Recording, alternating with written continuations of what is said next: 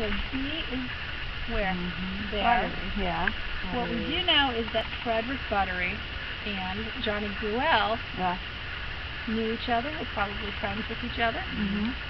Okay. The only place in the cemetery that we found, now we're doing this is kind of like a big puzzle for us that we've been trying to tease out little pieces. So that's kind of like the first piece of the puzzle, yeah? Yeah. Second piece was, we know these markers mark the first names. This is one of the only places within this cemetery where there's no marker. Okay? How do you know there's a body buried here? Did we say there's a body buried here? No, you said there's no marker. What we do know is that, yes, there's no marker as a family plot. So like where the B is, that's the Buttery family plot. And we do know that during Frederick Buttery, that's his stone, the Buttery family, the B, knowing Johnny Gruelle, This be Johnny there's Johnny Gruelle, okay. And this is Marcella Delight, his daughter, who was 13 years old. Smallpox? Smallpox?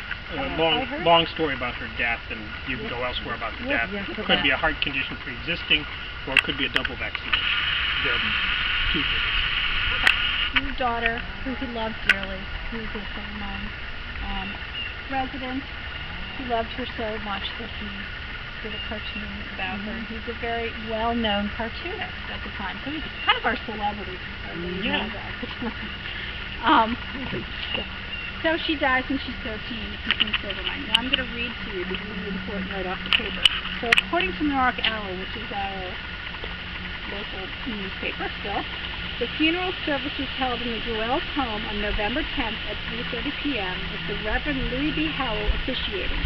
Interment was made in the Silvermine Cemetery. So you know, this is the working cemetery at the time. The old cemetery, people wanted to be buried there at the time. So chances are this is the cemetery where it would have been. But there's no gravestone for Marcella Delight. So the question is, what happened? So according to Silvermine legend, the grave was moved at some later date. But why would you dig up your daughter and move her somewhere else? There's no indication of why or where they would have put her, so I'm not giving a lot of credence to that. So there's more to the mystery. Johnny Gruelle, after a long life in Silvermine and other places in Connecticut, had moved to Miami Beach in 1932. On January 9th, 1938, at the age of 58, Johnny Gruelle died. And so here is what his biographer said.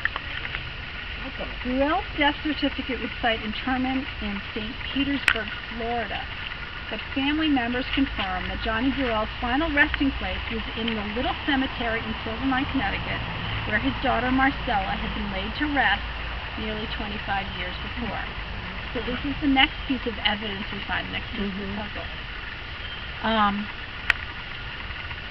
His daughter Myrtle, in her autobiography, wrote, "Up north, across the road from the country school, we placed a small urn for her father."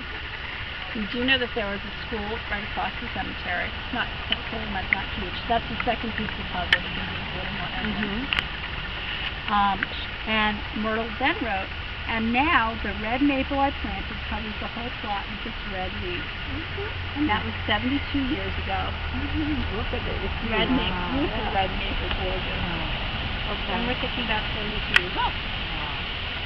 And the next piece of that is, what's underneath the red maple tree? We were looking for, this is really glowing red maple tree, but, you know, we had questions, but this is where the myrtle is around the base of the tree. So, last week, on Sunday, I came with my family, cleaning up the lane, came and we were cleaning out the whole cemetery, because as you'll find, nobody really owns the cemetery at the moment. We were cleaning up, and